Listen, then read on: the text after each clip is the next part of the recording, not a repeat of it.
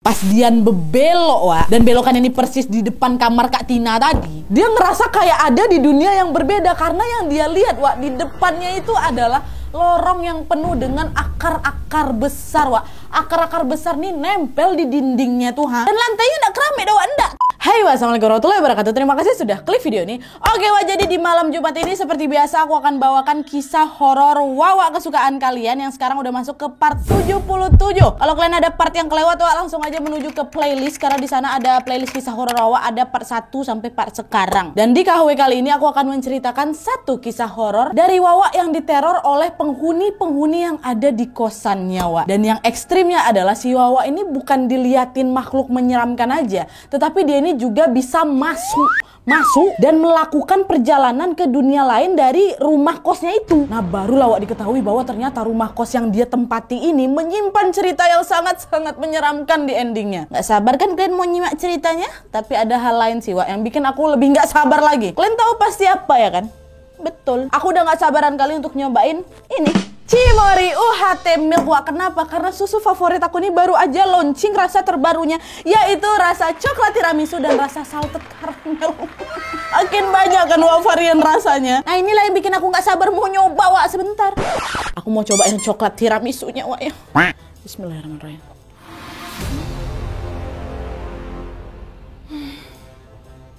Masya Allah, tadi dulu enak kali, ya Allah. Oke. Betul-betul kayak makan kue tiramisu dibuatnya, Wak, tapi bentuknya susu. Udah gitu rasa coklatnya pasti kalian tahu kan, udah premium kali, susunya creamy kali, pokoknya double kali enaknya. Sekarang kue tiramisu kesukaan aku bisa aku nikmatin langsung di Cimory. Beneran makin kerasa sultan, Wak, kalau aku tiap kali minum susu. Ini fix, ini bakal jadi varian rasa favorit aku. Harga memang nggak bisa bohong, Wak. Ada harga, ada rasa pastinya. Karena banyak kali Wawa di sini yang langsung nge-tag aku di Instagram setelah aku memperkenalkan varian rasa yang terbaru. Ini harus kalian coba juga, Wak, ya. Aku pun kayak nggak habis pikir gitu loh sama Cimory. Betul-betul kepikiran aja tuh loh, Wak, rasa-rasa yang out of the box gitu, Wak. Menurut aku kalian bener-bener harus wajib kali coba varian terbaru ini, Wak, karena seenak itu. Percayalah kalian sama aku. Gak usah lagi diragukan, Wak. Kalau misalnya Cimory udah ngeluarin inovasi baru, pasti auto jadi rebutan. Terus, Wak, ya, langsung borong Cimory UHT rasa coklat tiramisu di Alfamart terdekat kalian. Ini beneran enak kali. Percaya loh kalian sama aku.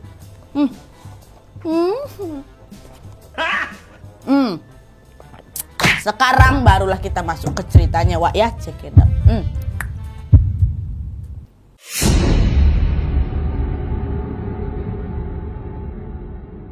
Oke, Wak, jadi kisah horor kali ini datang dari Wawa aku yang minta disebut namanya Dian aja, dari Sumatera Barat. Halo Dian. Halo sanak saudara niniak mama sadualahnya uni udah. Aku sanak awak yang dari Sumatera Barat nih lo membagi caritonyo di siko ya kan. Oke, jadi kisah ini, Wak, berdasarkan pengalaman pribadi Dian pada saat dia berkuliah, Wak. Nah, sebelumnya disclaimer dulu ya, kalau Dian ini bukan anak indigo gitu, bukan. Dia ya orang biasa aja kayak kita nih, bukan yang peka-peka kali tumpul lah gitu. Nah, jadi, Wak, waktu itu Dian ini bersekolah di kota yang berbeda dari tempat tinggalnya, tapi masih sama-sama di Sumatera Barat, Wak. Dan pada saat itu dia ini ngekos yang kebetulan ngekosnya ini di tempat yang sama dengan kakak sepupunya, namanya Kak Vina. Kosan ini terbilang sangat murah, Wak, cuma 250.000 aja sebulan, udah termasuk listrik sama air pula, murah kali itu. Dan di sana Dian pun berkenalan dengan teman-temannya Kak Vina, ada Kak Farah, Kak Dini, Kak Tina, Kak Nita, dan Kak Uci. Nah, mereka semuanya udah kerja, Wak, dan kerjanya juga di perusahaan yang berbeda-beda, cuma Dian aja yang masih kuliah. Nah, tempat kosnya Dian ini, Wak, berada di pusat kota dan memang khusus untuk wanita aja. Kosan ini pun dibilang cukup bagus, Wak, bersih, nggak yang jorok, nggak terurus gitu, nggak bagus. Dan kosan ini dimiliki oleh seorang nenek yang tinggal bersama suaminya. Dan menurut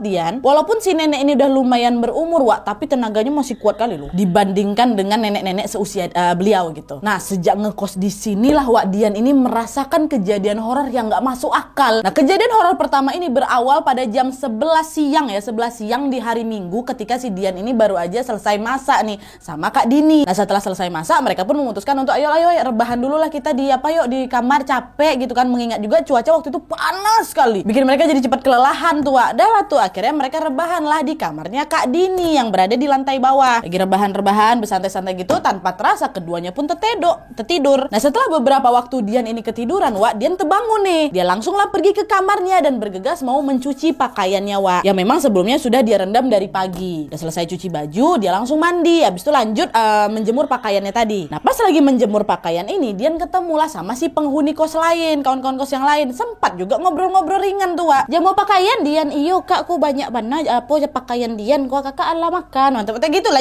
ngobrol-ngobrol ringan. Nah udah selesai semuanya, Dian udah selesai nyuci, udah selesai jemur, bahkan udah selesai mandi kan. Dian menujulah balik lagi ke kamarnya Kak Dini dengan tujuan mau ngajak Kak Dini makan. Kan mereka udah masak sama-sama tuh. Udah sejuk pula masakan ini, nggak kita makan kayak gimana nih? Dah pergilah si Dini ke kamar Kak Dini. Terbalik Dian ini ke kamar Kak Dini. Nah waktu buka pintu, betapa terkejutnya si Dian ketika dia melihat dirinya sendiri itu lagi tertidur samping Kak Dini. Kayak mana tuh? Dian buka pintu, dia tengok diri dia sendiri nih lagi tidur di sampingnya Kak Dini. Betul-betul nyata, nanda ngigau aku udah betulan. Kok aku ada di situ? Udah mati apa belum aku nih? Ya paniklah si Dian, sakit kepalanya, pingsan dia langsung.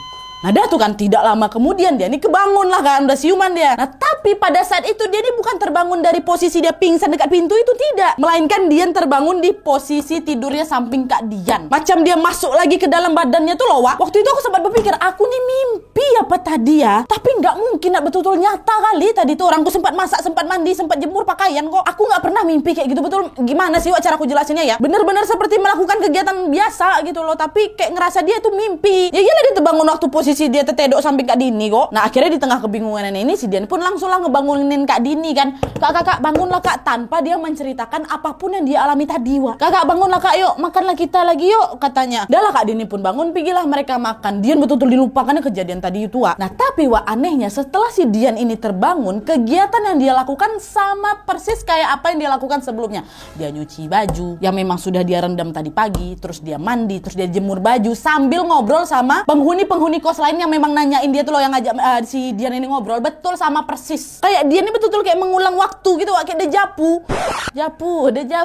Kok aku ngelakuin hal kayak gini lagi ya? Tadi aku udah ngelakuin hal ini gitu loh. Enggak, berarti aku mimpi tadi tuh. Fix aku nih mimpi. Nah dia tuh, Wak, untuk bisa melupakan kejadian di luar nalar yang memang dia alami, si Dian ini pun memutuskan untuk aku pergilah main-main ke pantai bentar. Kebetulan pula pantai ini dekat pula dari kosannya. Udah pergilah dia ke pantai kan sendirian tuh, Wak. Pergi dia ke pantai, santai-santai bentar. Dia pun baru pulang ke rumah saat mendekati azan maghrib kan. Nah sesampainya di kos, Wak, Dian ini berencana mau langsung pergi ke kamar untuk menyiapkan tugas-tugas kuliah besok. Nah pas si Dian ini lagi jalan di lorong kosnya menuju kamar dia, Wak, Dian mendengar ada suaranya Kak Tina. Kak Tina ini teman kosannya juga. Ada suara Kak Tina yang lagi menangis di kamarnya Kak Tina dengan keadaan kamarnya tuh udah lampu mati.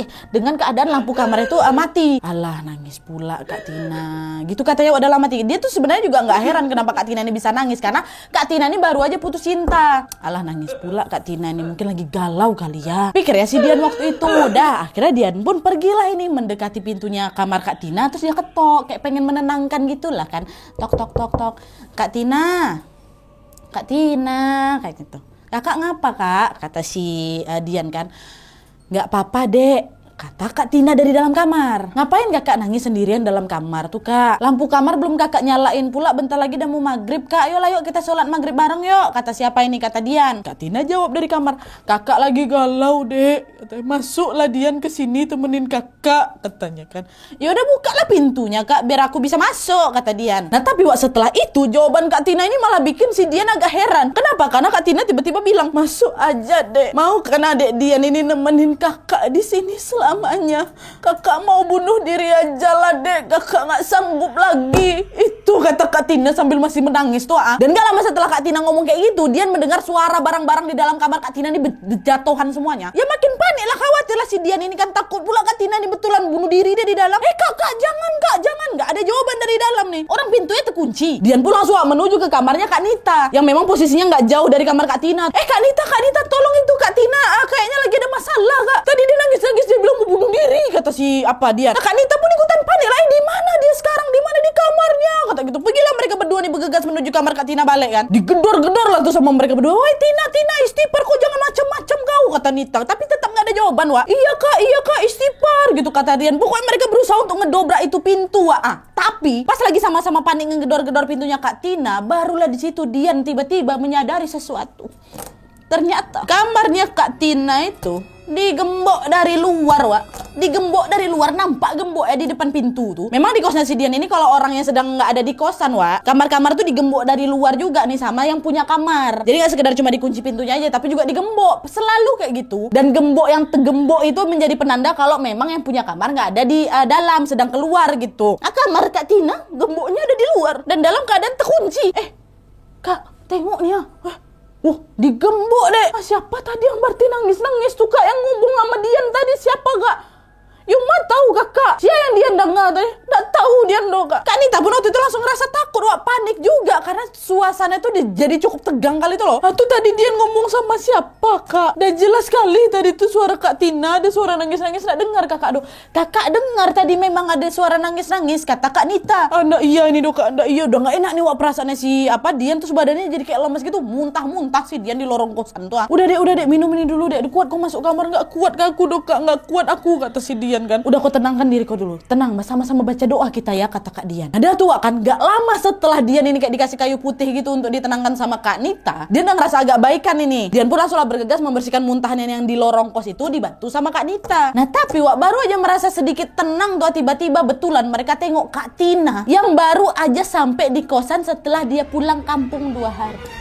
Fix kan berarti yang ada di kamar tadi itu bukan Kak Tina, bukan. Dan yang anehnya lagi nih, Wak, ya, kata Dian, tidak seperti biasanya ketika Kak Tina ini datang, baru aja datang terus berpapasan sama si Dian. Entah kenapa Kak Nita nih ngelihat aku pakai tatapan dingin, tatapan sinis sekali. Nah, padahal Kak Tina ini dikenal anak kosan yang paling ceria, paling suka nyapa gitu loh. Ini nggak pernahnya loh, entah apa pula salah aku ditengoknya sinis aku. Nah tapi waktu itu dia nggak diambil pusing, Wak, dibiarkannya aja. Mungkin Kak Tina memang lagi kecapean hari itu dan mereka berdua ini pun memutuskan untuk tidak menceritakan hal menyeramkan tadi ke Kak Tina. Takut Kak Tina kenapa-napa, kasihan baru balik dia kan. Udah capek malah dengar cerita kayak gitu pula. Nah dah tuh kan, Wak, di malam harinya masih di hari yang sama nih, Wak, ya, dia nggak berani tidur di kamar dia. Dia tidurlah di kamar Kak Vina nih, sepupu dia, sama satu teman kosnya lagi namanya Kak Farah. Dia mencoba untuk melupakan kejadian aneh yang terjadi di hari itu, Wak. Suasana pun udah kerasa tenang dan normal kayak biasanya. Si Diannya udah kayak nggak ngerasa ketakutan lagi itu loh. Dan ketika menjelang tidur, Wak, Dian kebelet pipis. Nah karena rumah kosan ini kamar mandinya pada di luar semua, Wak, keluarlah si Dina nih dari kamarnya Kak Vina. Dia berjalan lah ini kan melewati lorong untuk menuju ke kamar mandi. Nah lorong untuk menuju ke kamar mandi ini kayak letter L gitu loh, Wak, jadi ada bebeloknya kan. Pas Dian bebelok, Wak, dan belokan ini persis di depan kamar Kak Tina tadi, si Dian ini langsung kaget karena dia melihat dia tuh kayak bukan ada di kosan dia lagi. Dia ngerasa kayak ada di dunia yang berbeda karena yang dia lihat, Wak, di depannya itu adalah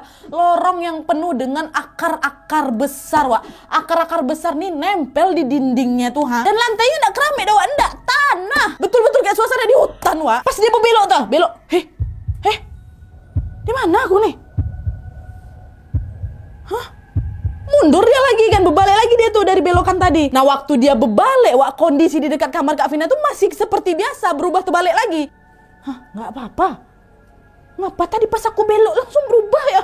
Enggak, nih perasaan aku aja nih. Ngigok. Nah Dian yang awalnya bingung, Wak, antara takut melanjutkan ke kamar mandi tapi dia udah kebelet kali. Nah di situ Dian pun jadi bingung dan takut juga. Aku balik apa lanjut ya? Kalau misalnya aku balik aku nahan pipis nanti sakit perut aku. Tapi kalau aku balik nanti berubah kayak gitu lagi kayak gimana? Udahlah, aku udah nggak kuat kali nih. Akhirnya betul, Wak, Dian memutuskan untuk ya udahlah aku lanjut aja. Enggak tadi perasaan aku aja betul, Wak. Walaupun rasa takut Dian udah luar biasa kali, Wak, tapi nggak diambil pusing sama dia karena udah kebelet kali dia. Nah dah tuh belok lagi si Dian kan. Nah untungnya, Wak, waktu belok yang kedua keadaan di kosan tuh balik lagi seperti semula. Udah gak ada hutan-hutan kayak tadi lagi. Udah dia langsung berlari tuh menuju ke kamar mandi. Nah tapi, Wak, lagi-lagi ketika dia masuk ke kamar mandi, dia mau buang air kecil itu, Dian kembali merasakan kamar mandinya beda lagi. Bukan kayak kamar mandi kosan dia, tapi macam kamar mandi kuno tuh, yang gayungnya ini pakai batok kelapa, tau kalian kan? Nah terus kerannya menggunakan besi yang kayak gitu. Halah nih macam mana nih, kenapa berubah lagi nih kamar mandi aku halu apa kayak gimana nih? Tapi gara aku udah kebelet kalian, ya udahlah aku selesaikan aja lah tuh buang air kecil aku. Udah selesai buang air, dia pun langsung lah bergegas keluar, Wak. Nah pas keluar ini belum habis lagi penderitaan dia malam itu ya. Waktu dia keluar, tiba yang Dian lihat bukan suasana malam lagi, Wak, bukan, melainkan suasananya tuh jadi kayak malah jadi petang-petang sore gitu loh. Keadaannya agak berkabut. Nah kondisinya tuh masih dengan rumah yang ada akar-akar besar di dindingnya. Nah tapi anehnya waktu itu Dian ini bukannya kayak ngerasa takut, kayak panik kayak pertama kali itu, tidak, melainkan dia ini malah merasa ada perasaan nyaman dan perasaan bahagia waktu itu, Nat. Bukan perasaan horor kayak pertama kali aku masuk kamar mandi itu, tidak. Dan anyway, dalam penglihatannya si Dian ini, wak, rumah kos tuh masih ada ya, masih tetap ada. Cuma di sekitaran kosan tuh jadi kayak hutan. Dan tuh Dian berjalan satu langkah. Dan setelah itu Dian mendengar samar-samar ada suara beberapa orang yang sedang mengobrol dan berlalu lalang di depan rumah kosan itu. Nah, karena Dian penasaran, dia jalanlah menuju gerbang, wak. Dan di sana Dian melihat ada pemukiman dengan kehidupan yang kayak betul-betul zaman dulu gitu loh. Karena terlihat dari pakaian-pakaian yang dikenakan orang-orang di sana, wah, orang-orang di sana ya. Nah, habis itu Dian pun memutuskan untuk berjalan keluar gerbang untuk melihat lebih dekat lagi. Dian melihat ada ibu-ibu yang lagi menampi, lagi bersih-bersihin beras, wah, sambil dia bercerita ke anak-anaknya. Terus ada lagi bapak-bapak yang baru aja balik dari sawah. Ada juga anak-anak yang lagi main goli, kelereng. Betul-betul kayak pemukiman yang penuh dengan kehangatan lah gitu, wah. Gak heran, gak takut sih Dian tuh, malah dia berkeliling nih dengan perasaan bahagianya gitu. Kurang lebih sampai 10-15 menit aku di sana. Aku senyum, ketawa-ketawa, nengok keramahan dari si orang-orang pemukiman itu. Macam rekreasi dibuat sama si Dian ini yang kayak nyaman kali. Dia nggak ada, kok bingung kok tuh lagi ada di mana, hoi. Dan tidak lama kemudian Dian ini juga melihat ada gerobak-gerobak penjual makanan gitu loh, wak. Tapi di antara gerobak-gerobak itu cuma satu yang aku kenali, Nat. Itu gerobak sate. Yang lainnya aku nggak tahu tuh gerobak-gerobak jualan apa. Nah, pas lagi asik melihat pemandangan yang membuat hati nyaman dan bahagia itu, Nat, tiba-tiba adalah itu penjual gerobak-gerobak tuh, dia nyamperin aku tiba-tiba, Nat. Tuh dia ngomong, "Jan jauh bana main tuh gadih, beko lupa jalan balik." Jangan jauh-jauh kali kau mainnya, nanti kau lupa pula jalan pulang. Itu kata bapak nih. Nah, dia yang dibilang kayak gitu kaget dia, wak, sambil heran melihat bapak itu tiba-tiba tersenyum dan berjalan menjauh nih dari Dian. Dan tidak lama kemudian tiba-tiba dia dengar suara patuh, suara gemuruh keras sekali, geledek duar. Dan pada saat itu pula langit yang tadinya sore dengan suasana hangat yang menyenangkan tiba-tiba berubah, wak, jadi malam, langsung berubah jadi malam yang gelap kali. Ada kayak gitu baru ketakutan si Dian, baru dia buru-buru balik ke dalam gerbang kosan dia. Dan setelah itu kalian tahu apa yang Dian lihat? Menurut Dian, seumur hidupnya aku belum pernah lihat itu, bahkan memikirkan bentuk itu aja aku nggak pernah, Nadia. Nah, yang Dian lihat adalah, wak, sumur. Ya, sumur ini memang ada, wak, di kosan dia yang nyata ada. Nah, sumur itu posisinya dekat gerbang kos. Nah, waktu itu si Dian melihat dengan jelas sekali ada beberapa manusia berkerumun mengelilingi sumur itu sedang memakan daging manusia. Betulan aku lihat, Nadia, ada organ-organ tubuh manusia yang dilahap kali sama mereka. Ada yang lahap kakinya, ada yang lahap tangannya. Intinya nggak ada tubuh manusia yang menyatu gitu, kayak terpisah semua, kayak abis dicincang-cincang tuh. Dia nenek itu apa nggak ketakutan setengah mati? Dia betul ya kan, tolong katanya kan. Nah, tapi wak, semakin keras dia ini berteriak, makin gede pula suara patuh tadi, suara geledek tuh. Tolong dar kayak gitu. Tapi anehnya ngedar-dar aja, nggak hujan-hujan, Nadia. Nah, belum selesai rasa takut yang dia rasakan, wak, tiba-tiba manusia-manusia yang sedang berkerumun di sumur itu mulai menyadari nih keberadaan si Dian. Makanya lama-lama kan, tolong dar. Dengarkanlah, aduh jangan bercanda. Dah. Ada manusia nih. Dan waktu itu Dian dengan jelas sekali melihat mata mereka merah, besar kali, gigi tajam-tajam, dan banyak kali darah yang menetes dari mulutnya sampai muncrat aku kan. Nah, waktu ditengok sama makhluk-makhluk ini, wak, Dian pun langsung merasa kaku badannya. Mulailah di situ dia nangis, dia minta doa, "Ya Allah, tolongin aku, ya Allah, tolong aku, ya Allah, sadarkan aku, keluarkan aku dari sini." Itulah kok kelamaan kok rekreasi di dalam tuh, entah ngamang-ngamang apa jauh. Nah, sampailah satu titik Dian ini teringat kalau awalnya tadi kan aku kebelet nih masuk ke kamar mandi. Aku keluar baru aku sampai sini aja. Jangan di situ pula gerbangnya nih. Akhirnya dengan sekuat tenaga Dian pun berlari, wak, ke lorong untuk menuju ke kamar mandi. Tapi entah kenapa lorong tuh rasanya panjang kali, Nadia, kayak nggak sampai-sampai aku di ujung tuh. Dan pada saat itu pula Dian mendengar ada suara si manusia-manusia, makhluk-makhluk tadi itu sedang berusaha mengejar si Dian dengan keadaan merangkak macam hewan yang lagi merayap. Lama kok cek udah mati mungkin. Waktu itu aku udah kayak nggak tahu lagi, dari ketakutan kali aku waktu itu, Nadia, kata. Aku terus tuh baca ayat kursi sambil berlarian di lorong yang nggak sampai-sampai itu, panjang kali. Sampailah akhirnya aku tiba di depan kamarnya Kak Vina. Karena mungkin dalam hati dia nggak sampai-sampai ke kamar mandi, nyampe duluan kamar Kak Vina kan. Sini aja lah aku. Nah, tapi wak, pada saat Dian membuka pintu kamarnya, betapa terkejutnya si Dian bahwa dia melihat Kak Vina sama Kak Farah sedang menangis ketakutan di kamar itu. Dan di sana Dian juga melihat dirinya sendiri lagi bejongkok berusaha memakan piring kaca. Enggak, Kak berdua nangis depan dia tuh. Dia di depan sini, depan pintu. Aku sendiri, dia lihat diriku lagi jongkok makan piring kaca sampai keluar ya liwa tuh. Air liurnya menetes-netes dari mulut aku tuh. Persis kali aku tuh kayak makhluk-makhluk yang dia lihat di dekat sumur tuh.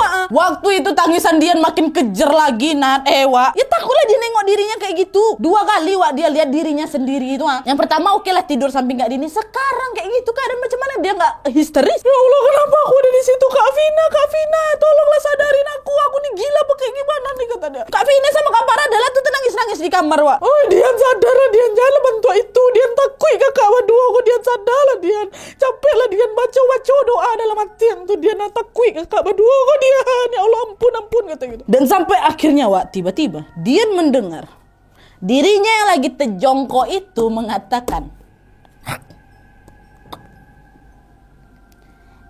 lah Balia, udah pulang, kata dia, Wak. Dian yang lagi jongkok itu ngomong sama Dian yang lagi histeris. Nah habis itu apa? Pingsan si Dian.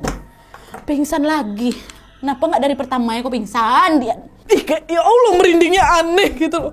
Nah terus, Wak, sekitar jam 1 malam barulah Dian ini terbangun dari pingsannya kan. Waktu dia bangun dia lihat ada Pak Ustadz, ada nenek-nenek kos tuh, ibu kos, dan beberapa penghuni kos yang lain. Nah waktu itu mereka mengatakan bahwa Ian kok tadi kesurupan, Dian. Dan Pak Ustadz pun langsung menyarankan, Dian kamu coba ruqyah ya. Ada beberapa makhluk jahat yang ingin menguasai tubuh kamu, kata si Pak Ustadz ini. Oh iyalah Pak, nanti coba saya ruqyah, kata gitu. Setelah itu Dian ini pun memutuskan untuk balik kampung dulu nih, Wak, untuk bisa menenangkan diri dan berencana untuk ruqyah di rumah dia saja sama orang tuanya. Nah singkat cerita pulanglah Dian ke rumahnya, Wak, dan dia pun langsung menceritakan nih apa yang dia alami kepada kedua orang tuanya. Nah mendengar hal itu tentu ya kedua orang tuanya si Dian ini panik kan, Wak, dan mereka pun langsung menyarankan, ayo nak, kau harus langsung ruqyah ya, nanti coba bapak yang carikan ustadz yang bisa ngeruqyahin kau. Nah dapat nih, Wak, satu ustadz yang bisa membantu meruqyah si Dian. Nah pada saat Pak Ustadz ini datang, Wak, waktu itu ustadz ini mengatakan kalau Dian, kamu nih baik-baik aja kok, normal-normal aja diri kamu nih, nggak ada kendala apapun di dalam diri kamu, sehat walafiat kamu. Alhasil ruqyah ini pun nggak jadi dilaksanakan, Wak. Yang kamu alamin itu cuma mimpi aja nya dia. Nggak usah ruqyah ya. Nah mendengar hal itu sebenarnya aku udah agak malas nanggepinnya lagi, Nat. Udah aku ceritain semua dari A sampai Z tuh, Nat. Tapi kayak Pak Ustadz ini nggak percaya dengan apa yang aku alamin. Ya udahlah aku yayain aja lah. Oh iyalah Pak. Oke, siap. Malas aku berdebat sama Pak Ustadz, katanya. Udah akhirnya aku memilih untuk meningkatkan ibadahku untuk perlindungan diri. Nggak jadi dia diruqyah tuh, Wak. Nah singkat cerita 1 minggu pun berlalu. Nah waktu di rumah ini, Wak, Dian nggak kenapa-napa, normal-normal aja, nggak pernah ngeliat yang aneh-aneh. Ya macam diri dia seperti biasa, Wak. Nah sampai masuk hari ke-8 Dian ada di rumahnya, Dian mulai berpikir, udahlah aku balik aja lah ke kosan, dah nggak kenapa-napa kok aku. Dia pikir udah bener-bener bersih nih dia dari gangguan-gangguan iblis tuh kan. Aku pun udah nggak kuliah 1 minggu loh. Akhirnya Dian pamitlah ke orang tuanya, ibu bapak biarlah ya Dian balik aja lagi ke kosan, dia udah nggak kuliah nih 1 minggu, udah nggak kenapa-napa kok Dian, bapak ibu kan nengok sendiri kan. Iyalah nak, balik lah, besok nanti bapak antarin ya, kata bapaknya. Nah di malam harinya, Wak, Dian pun langsung lah packing untuk besok balik lagi ke kota, ke kosannya. Nah pas malam itu juga Dian ini tidur sama mama dan adik perempuannya, karena besok kan dia mau balik ke kota, jadi dia mau tidur lah sama mamanya dulu kan. Nah setelah Dian tertidur, Wak, tiba-tiba saja Dian merasakan kalau dia ini lagi-lagi sedang berada di kosannya. Cuma waktu itu nanti yang aku rasain, aku tahu aku lagi mimpi nih, bukan betul-betul kayak nyata yang aku lihat, enggak, aku lagi mimpi nih, kenapa aku balik ke kosan lagi. Dan di mimpi itu dia juga merasakan kalau dia berjalan di jalan setapak di samping kosannya gitu loh, Wak. Tapi ini jalan setapaknya belum pernah dia lihat sebelumnya gitu. Dan di titik ini Dian berusaha untuk, aduh bangun kok Dian kayak gitu sambil terus dia baca-baca doa kan, bangun Dian, jalan lagi. Dia macam jalan tanpa arah gitu loh, Wak. Ini di dalam mimpi ya, ini yang memang si Dian ini rasakan. Nah tapi sebenarnya apa yang terjadi di kehidupan nyatanya? Nah menurut kesaksian mamanya Dian nih, kalian dengar ya, jadi ada 2 sudut pandang. Dari sudut pandangnya si Dian sama sudut pandang mamanya. Di dalam sudut pandangnya Dian lagi bermimpi jalan gak tahu kemana di area kosannya dengan jalan setapak kayak di hutan. Nah tapi di mamanya kayak gini, jadi kan mamanya tertidur nih setelah beliau memastikan Dian sama adiknya sudah tertidur. Nah tapi, Wak, belum lama tertidur mamanya ini terbangun gegara kedinginan. Nah pada saat terbangun itulah, Wak, mamanya si Dian ini menyadari kalau Dian sudah tidak ada di kasur. Mana Dencik Lego? Mana anak aku satu lagi nih? Mamanya langsung buru-buru cari Dian di kamar mandi. Buka, nggak ada. Dia keluar kamar. Bahkan mamanya sampai ngebangunin bapaknya Dian di kamar sebelah kan. Bapak, mana Dian, Bapak? Nggak ada juga, Wak. Dicari ke seisi rumah Dian, nggak ada. Anggota keluarga lain pun ikut dibangunin, Wak, dan berusaha mencari Dian waktu itu. Nah pada saat itu pintu rumah ini masih terkunci dari dalam, Wak. Jadi otomatis Dian ini masih berada di dalam rumah. Kalau keluar dari jendela nggak mungkin, karena jendelanya si Dian ini menggunakan terali besi. Rumahnya si Dian ini juga nggak punya pintu belakang karena macam udah mentok kali gitu gitu loh sama rumah tetangga. Dicari kemana-mana nggak ada, macam Dian ini hilang ditelan bumi gitu ah. Nah karena panik waktu itu mamanya juga nelpon sanak saudaranya mereka yang memang rumahnya masih di kampung yang sama. Weh lah ya. Uni lah ya do Dian di sini Uni ada si Dian di sana kakak. Nggak ada do. Ngapa pula Dian kesini malam-malam kata mereka. Nggak ada Dian nggak ada di sini. Semuanya sanak saudara di telepon yang ada di kampung tuh nggak ada Dian di rumah mereka. Nah mendengar hal itu keluarga-keluarga yang ditelepon sama mamanya Dian ini pun berusaha juga mencari Dian di luar rumah mereka. Sebenarnya mereka ini juga nggak yakin kalau Dian ada di luar mereka. Di luar rumah mereka. Wah. Orang posisi pagar rumah mereka pun masih tergembok dengan rapi. Dan kalaupun Dian ini mau memanjat pasti agak sulit gitu loh Dian ini panjat pagar rumah mereka karena tinggi-tinggi kali 3-4 meter rata-rata pagar rumah keluarga si Dian ya. Udah lah tuh panik lah itu satu keluarganya si Dian kan. Mereka pun keluar rumah berusaha mencari Dian yang hilang yang nggak tahu kemana. Nah para pemuda yang memang sedang bertugas di pos ronda pun akhirnya mengetahui nih kejadian kalau ada Dian anak bapak ini hilang. Mereka pun turut membantu keluarganya Dian, dibantu juga sama Pak RT. Wah. Waktu itu mama Dian dalam nangis, mana Den hilang ya. Aduh masubuk sampai sakit kok kamu baca tuh. Panik kali lah wak mama karena nggak tahu Dian ini pergi kemana. Ditambah lagi barang-barangnya Dian ini masih ada di rumah kayak tas yang udah di packing rapi buat besok balik ke kosan tuh masih ada, handphonenya masih ada nggak dibawa sama dia. Maka disitulah keluarga jadi bingung. Gimana kami ngubungin si Dian ini semua barang-barangnya ada di sini kok betul-betul kayak ditelan bumi si Dian tuh. Warga di sana tuh dibuat geger dengan berita kehilangan Dian ya. Dari malam itu mereka berkeliling tuh di kampung kan sudut-sudut rumah dicari sampai jam 4 pagi Dian pun nggak juga ditemukan. Wah hilang dia nih. Nah akhirnya waktu itu Pak RT pun mengumpulkanlah warga dan berniat untuk udah ibu-ibu bapak-bapak ayolah kita lanjutkan pencariannya pagi nanti aja biar udah agak terang dikit kan dan juga nanti kami akan menghubungi polisi. Nah tapi Wak pada saat Pak RT ini sedang berbicara sama warga tiba-tiba ada bapak-bapak nih yang merupakan seorang marbot masjid setempat berlari nih ke arah kerumunan warga kan. Woi bapak-bapak ibu-ibu tadi saya baru dengar ada suara anak perempuan lagi minta tolong waktu saya lagi OTW ke masjid Pak. Di mana kamu dengar? Nggak tahu bukan tadi waktu di perjalanan itu cobalah kita cek sama-sama yuk katanya. Nah, Pak RT dan warga yang lain pun langsunglah buru-buru ke tempat sumber suara yang dikatakan Pak Marbot tadi. Dan kebetulan tempat itu memang di area dekat masjid Wak. Nah area dekat masjid itu pun sepi Wak, banyak semak-semaknya. Dan di dekat semak-semak itu juga ada kayak sungai mengalir gitu Wak yang berada tepat di samping masjid. Jadi masjid itu di sampingnya ada sungai gitu ya. Nah pada saat warga udah sampai di dekat sungai Wak, betul mereka juga sama-sama mendengar ada suara anak perempuan minta tolong. Tapi suaranya samar kali. Suaranya dia agak sulit didengar nih Wak. Ditambah waktu itu penerangan masih minim, masih jam 4 sore. 4 sore pula 4 subuh. Maaf. Coba udah kita fokus di sini, coba tenang. Kita resapin dulu ini sumber suaranya dari mana katanya kan. Dan tuh mereka fokus nih rame-rame warga fokus mencari sumber suara. Sampai lah Wak ada seorang warga yang melihat rumpunan bambu di seberang sungai dekat masjid itu ada Dian Wak. Dian dalam keadaan tertutup matanya entah pingsan tak gimana terjebak ada di rumpunan bambu tuh si Dian. Center ke sana. Pak Dian.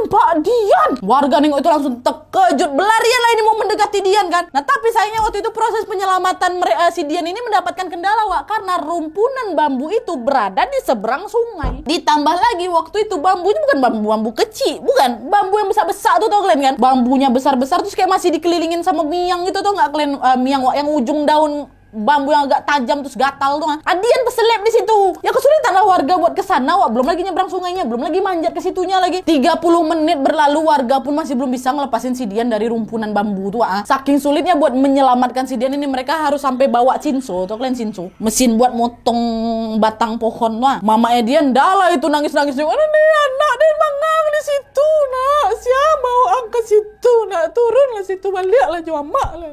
Mangga dia di situ salah dia ya Allah Pak caliaklah nak Wak di sini tu tolonglah papa ibu-ibu selamat anak dan kocik. Warga-warga di sana pun ikut nangis Wak. Ya karena sedih kali ngelihat kondisi si Dian waktu itu. Dan akhirnya barulah Wak warga ini bisa menyelamatkan Dian jam 7 pagi alhamdulillahnya. Habis itu Dian pun langsung lah dibawa ke rumah sakit karena Dian waktu itu nggak sadarkan diri Wak. Udah banyak kali luka-luka goresan di badan aku dia.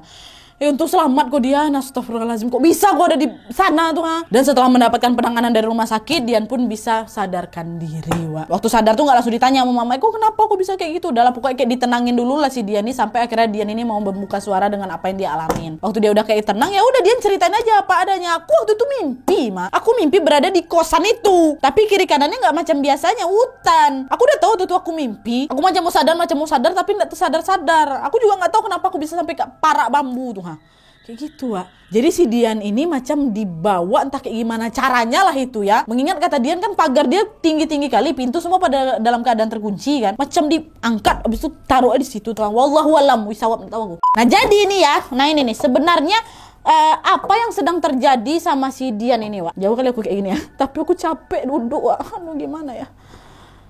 Majukan sikit. Dah.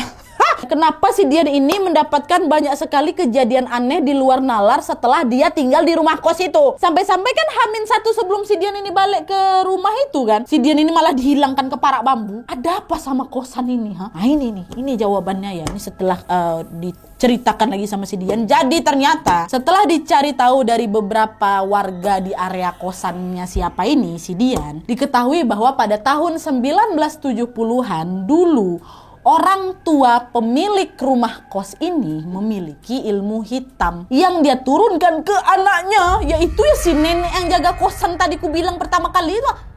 Dan menurut rumor yang beredar di sekitar warga, Wak, diketahui bahwa anak-anak dari si nenek penjaga kosan itu meninggal dunia akibat ilmu hitam yang dimiliki sama si nenek. Nah sebenarnya, Wak, kesaksian para tetangga ini juga diperkuat nih dengan pengalamannya si Dian dan teman-teman kosannya ini loh, Wak. Dimana salah satunya mereka tuh punya kecurigaan dimana setiap hari Senin malam anak-anak kosan ini selalu diberi makan sama si nenek ini berupa daging setengah matang. Selalu kayak gitu, setiap Senin malam pasti kami selalu dikasih daging setengah matang Nadia. Nah tiap kali dikasih ya kami tuh selalu inisiatif buat masak balik ini daging, karena kami nggak terbiasa makan daging setengah matang. Kami masak terus itu, baru kami makan tanpa diketahui si nenek. Nah sampailah pernah suatu waktu ketahuan nih sama si nenek kos kalau ternyata dagingnya kami masak lagi. Ya harusnya nggak apa-apa lah, karena orang dia pertama juga nggak ada ngelarang kok. Nah ini anehnya nenek tuh ngamuk, dia ngamuk dia sama kami. Sampai si dia nih pernah dilempar pakai gayung, Wak, gegara masak balik itu daging. Nah dari sinilah awal kecurigaan mereka, Wak. Kenapa nenek ini marahnya segitu kali? Apa yang mau dikasih sama anak-anak kosan nih, Wak? Dan selain itu juga, Wak, ada hal mencurigakan yang lain, yaitu kadang Dian sama kawan-kawan kosan ini selalulah disuruh sama nenek, yuk bareng-bareng kita bersih-bersihkan kos. Dan setiap kali mereka sedang bebersih beramai-ramai, mereka selalu melihat si nenek ini menyembelih seekor ayam dan darahnya ayam ini, Wak, kayak disiram-siramkannya ke bagian halaman depan. Nah bagian halaman depan ini adalah tempat di mana Dian melihat makhluk-makhluk kanibal itu. Dilempar-lemparnya ke situ. Mau ngapain, Nek?